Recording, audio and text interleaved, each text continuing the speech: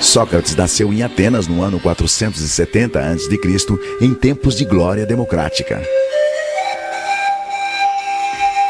Filho de um escultor e de uma parteira, foi soldado, escultor, senador e, a partir da maturidade, filósofo.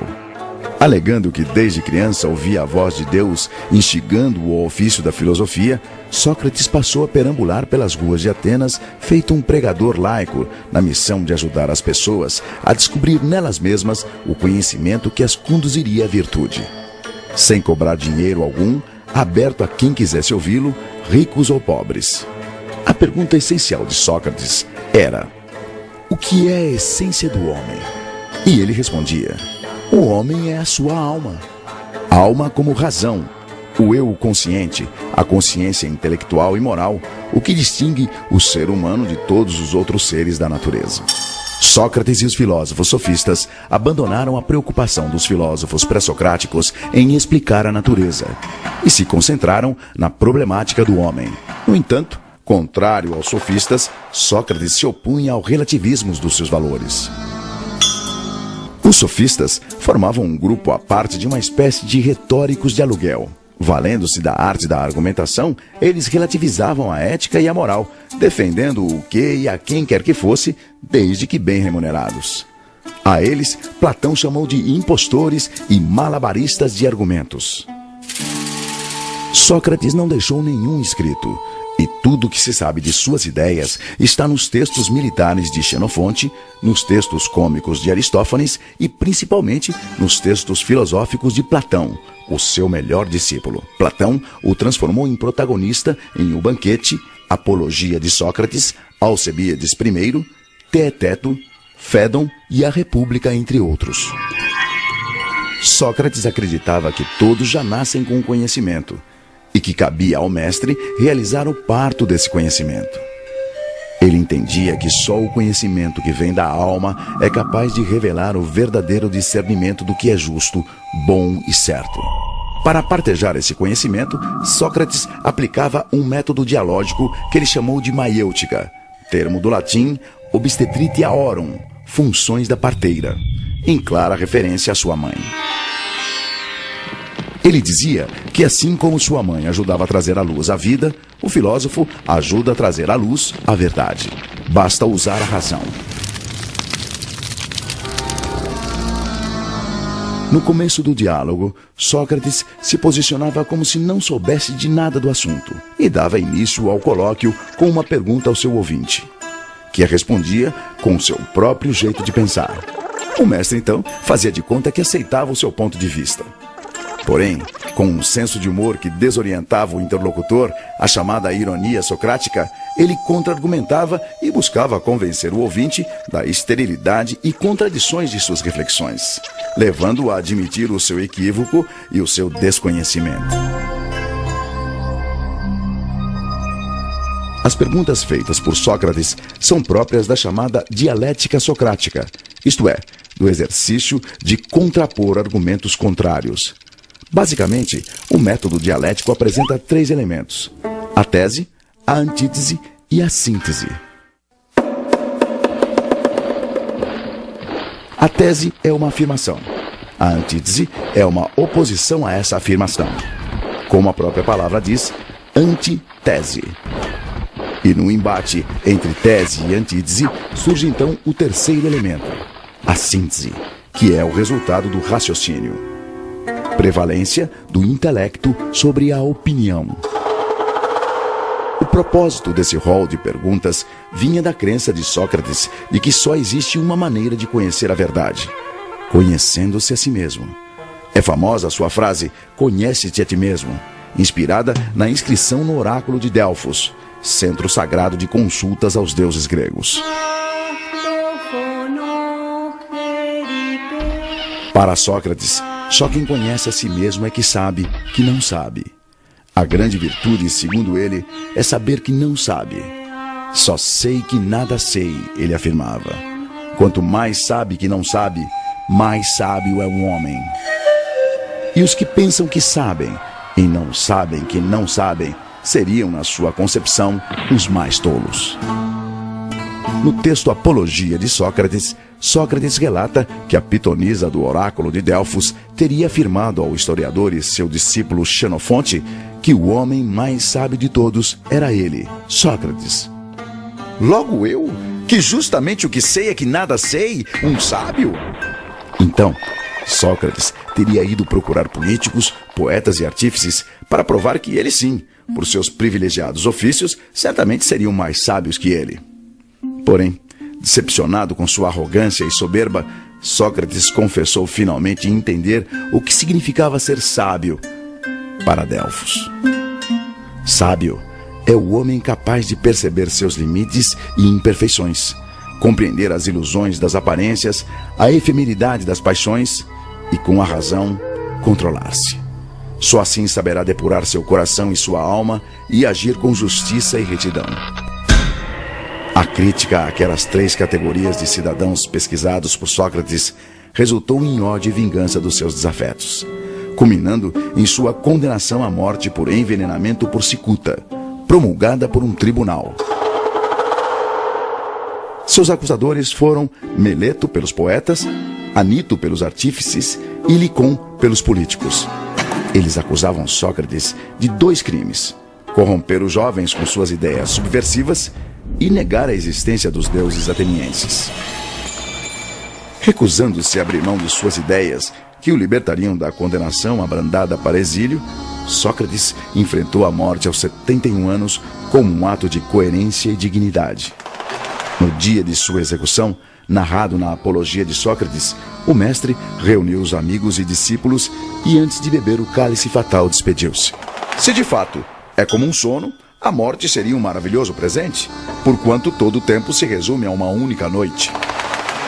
Se, ao contrário, a morte é como uma passagem deste para outro lugar e que lá se encontram todos os mortos, qual o bem que poderia existir, ó juízes, maior do que este? Mas já é hora de irmos. Eu para a morte e vós para viverdes. Quem vai para a melhor sorte? Isso é segredo, exceto para Deus.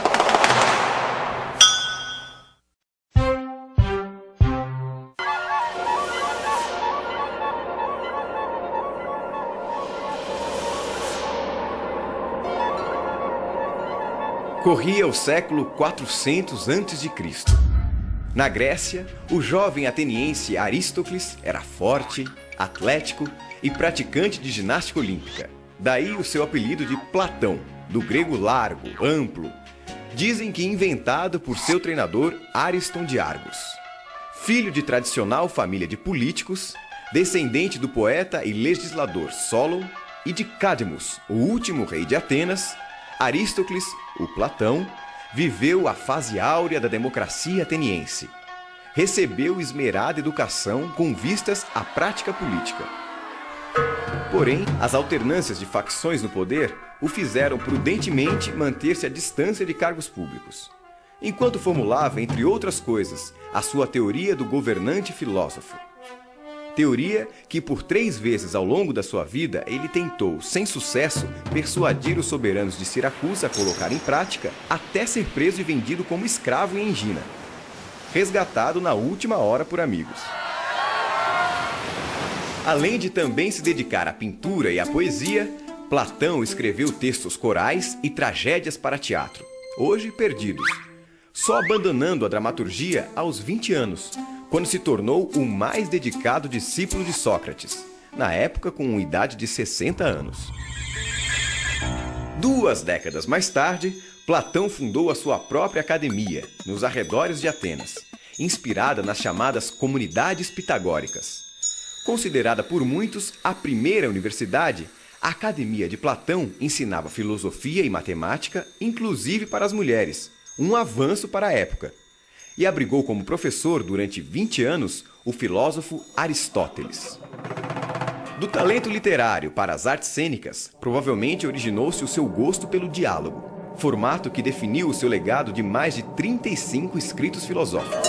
Na maioria deles, seu mestre Sócrates aparece como protagonista, debatendo diferentes temas com diferentes interlocutores, cujos nomes dão título aos diálogos. No diálogo Teeteto, por exemplo, o interlocutor de Sócrates é um jovem matemático de nome Teeteto, com quem o mestre discute a definição de ciência, a distinção entre opinião e conhecimento e o papel da percepção sensível na aquisição do saber. Os diálogos de Platão são divididos em 3 fases. A primeira representa a filosofia de Sócrates, mais dedicados à virtude e à ciência. Na segunda e terceira fase, ainda que Sócrates continue como protagonista, acredita-se que ali estão as próprias ideias de Platão. E finalmente, nos chamados Diálogos da Velhice de Platão, entre 361 e 347 a.C., percebe-se outra influência, a de Aristóteles.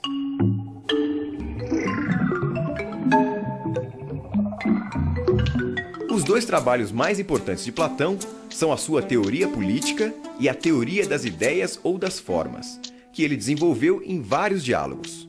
Na sua teoria política, Platão concebe uma polis, uma cidade ideal, de vida fraterna e justa. Nela existem apenas 3 categorias de cidadãos. Cada um desempenha uma única tarefa, aquela para a qual é melhor dotado por natureza. A educação, em grego paideia, seria o meio de selecionar as aptidões de cada um, conforme a tendência do cidadão. Se sua alma tivesse apetite e sua virtude fosse a temperança, seria trabalhador. Para a alma com coragem e valor, guardião. E para com razão e sabedoria, governante filósofo, estágio máximo que o cidadão só atingiria após muitos anos de estudo. Os casamentos seriam coletivos, sem casais fixos, apenas para a reprodução. E as crianças, filhos da comunidade, criadas pelo Estado. As mulheres não sofreriam discriminação, nem haveria qualquer diferença entre os sexos, inclusive para o serviço militar. O interesse maior seria sempre o da comunidade.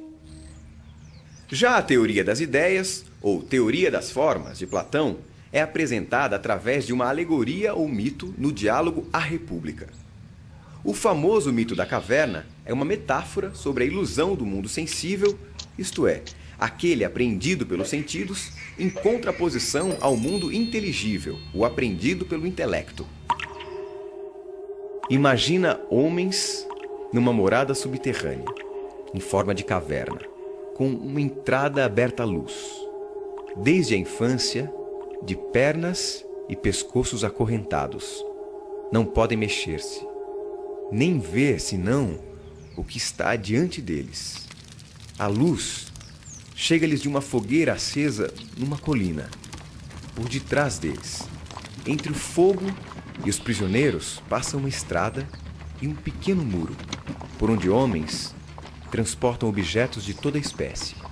Se os da caverna pudessem se comunicar uns com os outros, não achas que tomariam por objetos reais as sombras que veriam daqueles homens e objetos?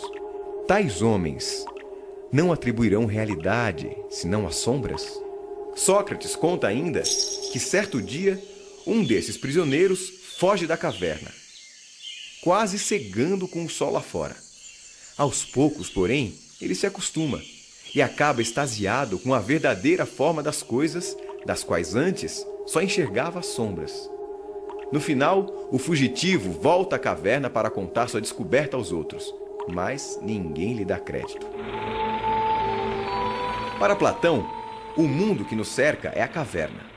A luz do fogo que a ilumina e projeta sombras é a ilusão propiciada pelos sentidos. O prisioneiro fugitivo é o filósofo. E a subida à região superior é a ascensão da alma ao mundo inteligível, ao sol do conhecimento. Platão acredita que tudo o que existe no mundo sensível, de pessoas a animais, de conceitos abstratos, como por exemplo o bom, o belo, a vagalumes, tudo mesmo existe antes em um mundo inteligível, ideal, onde fica a sua ideia perfeita correspondente.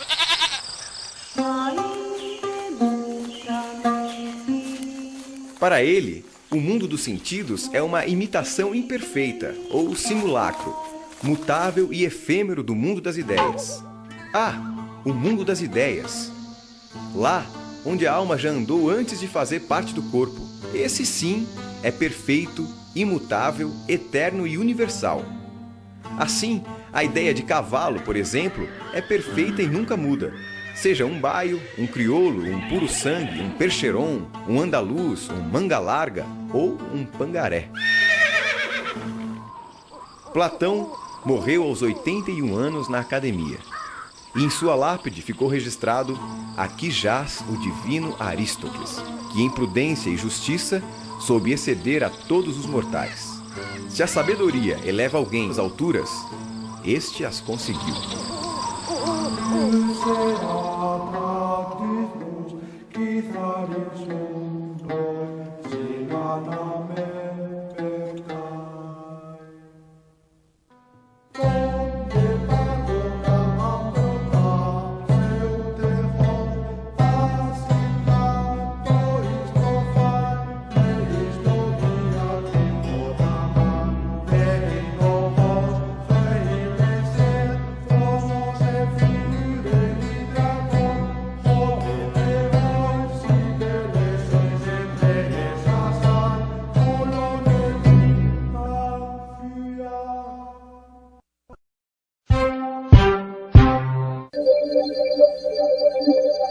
Diferente de Sócrates e Platão, o filósofo Aristóteles não nasceu em Atenas, mas em Estagira, na Macedônia, e morreu aos 62 anos.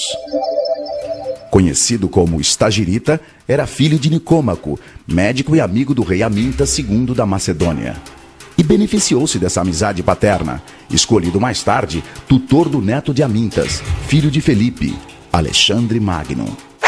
Aos 18 anos, Aristóteles mudou-se para Atenas, atraído pela Academia de Platão, onde foi brilhante aluno e professor de retórica por 2 décadas até a morte de seu mestre. Em 335 a.C., seu discípulo Alexandre subiu ao trono e Aristóteles voltou a Atenas para fundar a sua própria escola, o Liceu, também chamado de Escola Peripatética ou Peripatos.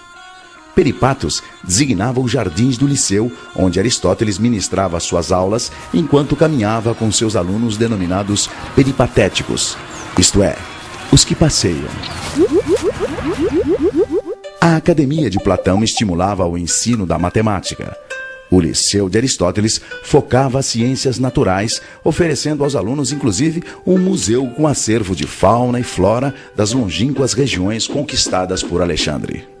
O Liceu contava ainda com uma das maiores bibliotecas do seu tempo, paradigma da célebre Biblioteca da Alexandria. Criador de uma linguagem técnica ainda contemporânea, Aristóteles foi o grande sistematizador, categorizando, classificando, ordenando os conhecimentos de biologia, zoologia, física, história natural, poética, psicologia, a ética, teoria política, estética e metafísica. Aristóteles escreveu 120 obras, das quais sobreviveram 40, com destaque para 7.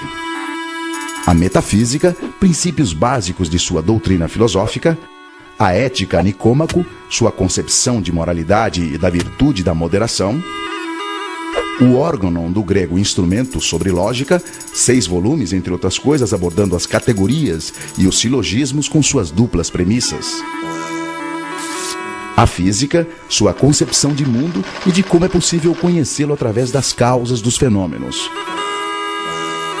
a poética, fundamentos da estética e o conceito de catarse, purificação via descarga emocional provocada pela tragédia dramatúrgica; a retórica, segundo ele, a outra face da dialética; e, finalmente, a política, organização social para a felicidade, uma vida de prazeres, mais uma vida de honra, mais uma vida de filosofia.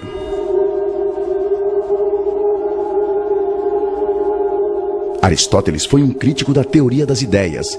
Ele não acreditava no mundo de ideias à parte, com as formas ideais das coisas, nem que o que se via no mundo real fosse cópia imperfeita ou simulacro de um mundo das ideias. Para ele, as ideias das coisas estavam justamente dentro das coisas, nas suas próprias características. Ao contrário de Platão, ele entendia que a ideia cavalo, por exemplo, era um conceito criado pelos homens. Criado, aliás, depois da experiência de observar um bom número de cavalos, e não antes. Diferente de seu mestre, Aristóteles considerava os 5 sentidos preciosas fontes de informação para os homens e animais. A diferença é que os humanos raciocinam, isto é, usam as informações captadas pelos sentidos para inferir, generalizar e, principalmente, para comunicar suas descobertas aos outros. Graças à linguagem, muito importante para Aristóteles, pois permite transmitir o conhecimento de geração a geração. Quando alguém diz, por exemplo, a parede da sala de aula é branca, só essa descrição da característica do objeto já revela 2 habilidades. Uma, da percepção visual, outra, da percepção mental. Revela, na mesma parede, o igual e o diferente. Parede indica que eu conheço outras paredes, por isso sei que esta é uma delas. Branca indica que existem outras cores de parede, por isso digo, esta parede, a da sala de aula, é branca e não azul. Com seu espírito de bibliotecário da natureza, Aristóteles constatou que todos os seres do mundo têm semelhanças entre si, que a natureza apresenta padrões e que dentro desses padrões há uma hierarquia dos seres. Ele descobriu que tudo que existe se classifica em vivo, animado, e em não vivo, inanimado. Os vivos se dividem em animais e vegetais, e os animais, por sua vez, em racionais e irracionais, etc, etc. Graças à determinação das propriedades em comum a grupos de seres, pode-se conhecer, segundo Aristóteles, a essência dos seres, e distinguir o que é essencial, isto é, o que não muda nunca, como racionalidade, por exemplo, do que é acidental, isto é, pode mudar, que não afeta a essência. Cabelo cacheado, por exemplo, acidental.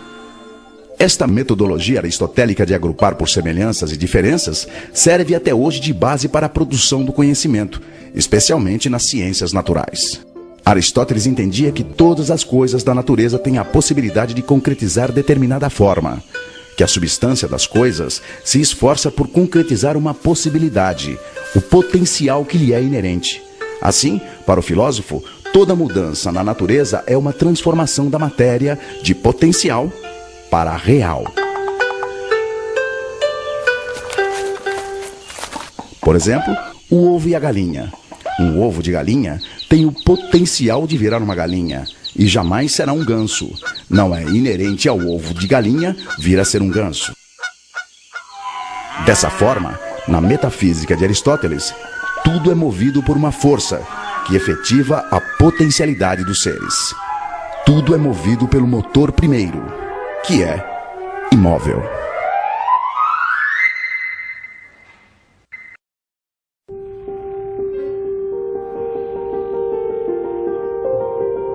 Será que todas as coisas que já penetraram em minha mente não são mais verdadeiras que as ilusões dos meus sonhos? Ou talvez, toda a minha vida seja algum tipo de sonho, incluindo a crença de que tenho um corpo? Será que um gênio maligno tentando me enganar de que o que penso ser realidade é ilusão poderia me levar a crer que pensar é não existir? Nas primeiras décadas do século XVII, essas e centenas de outras perguntas faziam parte do cotidiano e do método investigativo do filósofo francês René Descartes. Penso, logo existo, disse ele.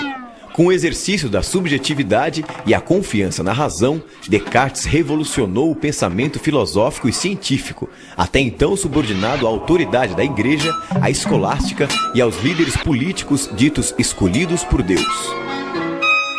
Contra as disputas religiosas sangrentas que reinavam na Europa, Descartes ofereceu a razão. O seu subjetivismo, que valorizava o sujeito científico, indicava o caminho para a objetividade e para o rigor intelectual igualitariamente.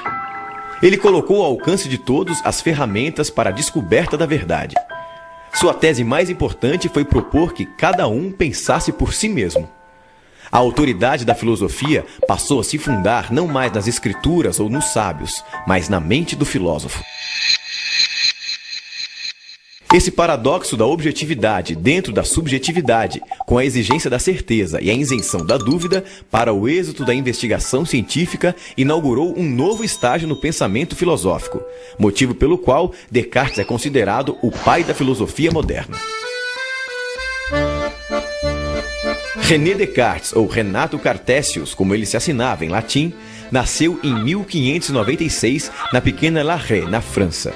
De família aristocrática, órfão de mãe, estudou interno no colégio jesuíta La Flèche e formou-se em Direito. E acabou se alistando como voluntário militar na Guerra dos 30 Anos no exército de Maurício de Nassau. Morou na Holanda mais de 20 anos e faleceu em Estocolmo como mestre de filosofia da rainha Cristina da Suécia, pouco antes de completar 54 anos. Influenciado pelas ideias de Galileu e pela amizade com o físico e matemático holandês Isaac Bikman, Descartes tomou do amigo o raciocínio simples e fácil que os geômetras empregam para chegar às suas mais difíceis demonstrações, como ele mesmo observava, bem-humorado.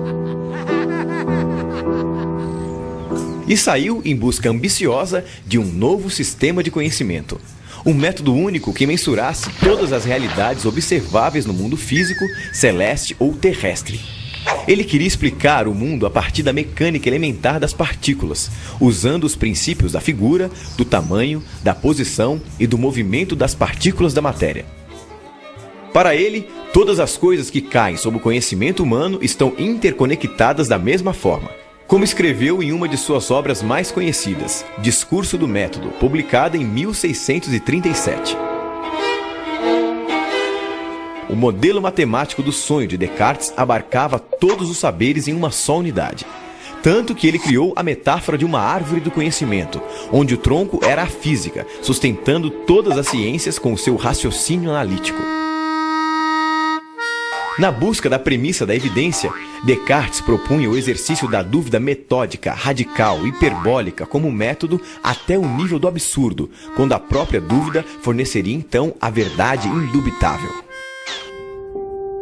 O primeiro era nunca aceitar coisa alguma por verdadeira, sem que a conhecesse evidentemente como tal, quer dizer, evitar cuidadosamente a precipitação e a prevenção, e não aceitar nada nos meus juízos, senão o que se me apresentasse tão clara e distintamente ao meu espírito que eu não tivesse nenhuma ocasião de o colocar em dúvida. Depois de eleger a evidência, Descartes sugeria dividir em partes tantas quantas necessárias para a análise. E então, colocar os conhecimentos em uma certa ordem, dos mais simples aos mais complexos. Era a ordenação. E o último, fazer sempre enumerações completas e revisões gerais para nada omitir. A concepção de mundo e de homem de Descartes se baseava no que ficou conhecido como dualismo cartesiano. A divisão da natureza em dois domínios opostos, o da mente ou espírito, que ele chamou de recogitans, a coisa pensante, consciente de si, livre e sem dimensão espacial, e o da matéria, que ele chamou de re-extensa, a coisa extensa, isso é, a material, mensurável, espacial, sem consciência e mecanicamente determinada. Deus, para Descartes, representava a ponte entre o mundo subjetivo do pensamento e o mundo objetivo da verdade científica. A mente e a matéria são criações de Deus, um ser perfeito e legitimador das evidências verdadeiras da razão. Quando a razão atinge a ideia clara e distinta, fala por Deus, seu autor primeiro. Em sua premissa mais famosa, evidência número 1, que fundamenta todo o raciocínio cartesiano, Descartes exercita a dúvida até atingir o seu ápice. Notei que, enquanto tentava supor que tudo fosse falso, era necessário que eu, que pensava isso, fosse alguma coisa. E observando que essa verdade, eu estou pensando, portanto eu existo, era tão firme e certa, decidi que poderia aceitá-la como o primeiro princípio da filosofia que procurava.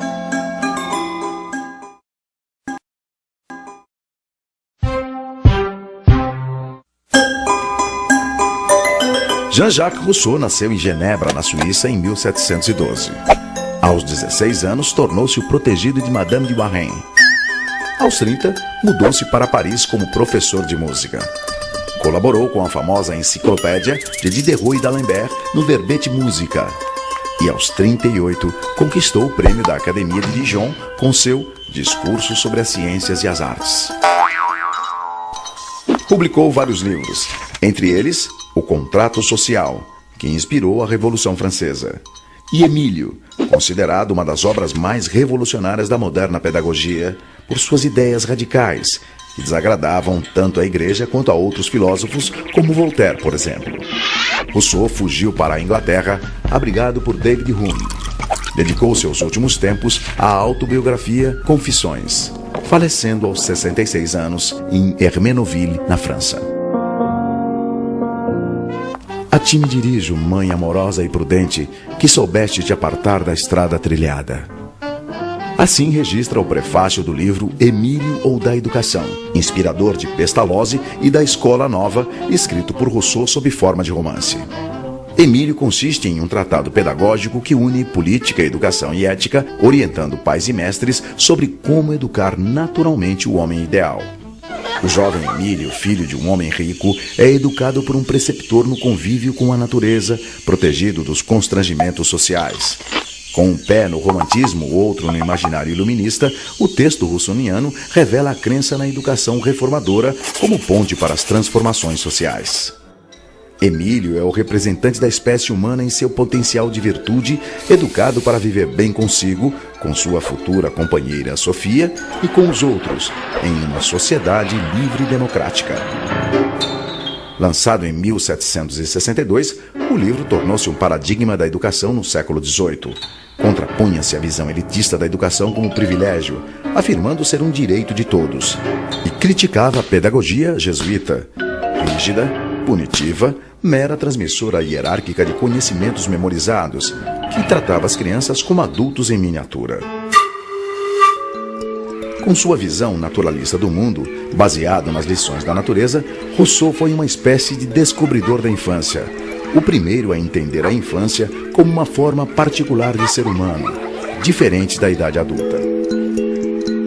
O aprendizado era conduzido pelos interesses do próprio aprendiz, em uma educação de dificuldades progressivas, lúdicas e interativas, que evoluíam naturalmente dos sentidos ao espírito. Se por um lado Rousseau identificava as especificidades do ser infantil, por outro projetava o homem do amanhã, delimitando claramente a fronteira entre o homem da natureza e o homem civil. O homem da natureza, foco de Rousseau, era um ser livre, espontâneo, natural. Já o civil, mascarado, degenerado pelas instituições e vigiado pelo social. Daí a necessidade de investir profundamente nesse homem da natureza, ou natural, buscando na criança a criança, com suas maneiras próprias de olhar e de sentir, sem perturbar a maturação exigida pela ordem do tempo, tampouco tentando substituir o olhar infantil pela razão adulta, tudo para fundamentar um forte lastro na virtude original. Segundo Carlota Boto, autora do livro A Escola do Homem Novo, Rousseau preconiza o primado do coração humano, desconfiando da exclusividade da razão tão em vigência na época. Para Carlota, Emílio é antes de mais nada uma obra que fala de afeto, pautando a criança pela emoção e fundindo o sentimento com o pensamento. O resultado, inevitavelmente, conduziria ao amor pelo conhecimento. Rousseau explica: não se trata mais de ensinar-lhes as ciências, mas de dar-lhes o gosto para amá-las e os métodos para aprendê-las, quando esse gosto estiver suficientemente desenvolvido. Esse é com certeza um princípio fundamental de toda boa educação. A primeira frase do livro Emílio já revela as duas grandes premissas que moveram Rousseau. Tudo é bom quando sai das mãos do autor das coisas. Tudo degenera nas mãos do homem. Para Rousseau, o homem nasce bom, mas a sociedade, a vida cosmopolita, as instituições sociais, a civilização, enfim, o corrompem, mexendo, alterando, mutilando, tornando artificial tudo que é natural, sufocando a bondade do homem e manipulando a sua mente. Como evitar isso? Como formar um homem que conserve as suas virtudes, a sua liberdade, a sua autonomia, a sua compaixão com as desigualdades criadas pelo próprio homem? Segundo Rousseau, fortalecendo de tal maneira a sua formação na infância e na adolescência, que à medida que vai crescendo, se consolide nele um homem total, incorruptível, forte no físico, forte no espírito, no intelecto, na razão e no sentimento. Saindo de minhas mãos, ele não será, concordo, nem magistrado, nem soldado, nem padre. Será primeiramente um homem. Rousseau visava ensinar ao homem o seu estado de arte como homem, formando no jovem, como ele escreveu, o coração, o juízo e o espírito, ensinando ao aluno muito mais do que uma profissão. Que se destine meu aluno à carreira militar, à eclesiástica ou à advocacia, pouco me importa. Antes da vocação dos pais, a natureza chama-o para a vida humana. Viver é o ofício que lhe quero ensinar. E para usufruir da felicidade da vida, Rousseau dividiu a existência e o livro de Emílio em 5 fases. Lactância, até 2 anos. Infância, de 2 a 12. Adolescência, de 12 a 15. Mocidade, de 15 a 20. E o início da vida adulta, de 20 a 25. Dos 5 livros de Emílio, os 4 primeiros tratam da educação do menino e o último da menina Sofia. Rousseau considerava o período do nascimento até os 12 anos o mais delicado, já que nele é que tendem a surgir os desvios. É por isso que a educação, nesse momento, a chamada educação primeira, deveria ser negativa, isto é, não ensinar novos saberes, apenas manter, conservar, fortalecer as qualidades morais nascidas com a criança. Segundo Rousseau, a educação negativa consiste não em ensinar a virtude ou a verdade, mas em preservar o coração do vício e o espírito do erro. Nesse período, o mestre interfere o menos possível, muito mais estimulando bons sentimentos e o usufruto dos sentidos na busca da experiência do que se impondo positivo com novos ensinamentos acadêmicos, muito mais não fazendo que fazendo. Daí a expressão negativa. Para Rousseau, não se deve apresentar à criança ideias complexas e abstratas antes do desenvolvimento da razão, porque na infância, segundo ele, a razão dorme. Assim, a primeira etapa, quando a criança tem necessidades mais físicas, deve ser voltada a cuidar do corpo e do aperfeiçoamento dos sentidos, longe de punições. Tudo o que a criança aprende nessa primeira fase deve vir ludicamente do olhar, tocar, ouvir, sentir, provar. Exercer os sentidos, diz Rousseau. Não é somente fazer uso deles. É aprender a bem julgar por eles. É aprender, por assim dizer, a sentir. Para Rousseau, aprende-se na vida com 3 mestres: com a natureza, com as coisas e com as pessoas. Só no início da adolescência, quando a razão começa a surgir, é que as pessoas, e não mais apenas a natureza e as coisas, passam a ter importância no processo educativo. Só então os livros e as operações abstratas são apreciados. E Emílio, enfim, pode vir a se completar como adulto e homem total da utopia de Rousseau. Assim, seu corpo e seu espírito se exercitam ao mesmo tempo. Quanto mais se faz forte e robusto, mais se torna sensato e judicioso. É o meio de ter um dia aquilo que julgam incompatível e que quase todos os grandes homens reuniram em si: a força do corpo e da alma, a razão de um sábio e o vigor de um atleta.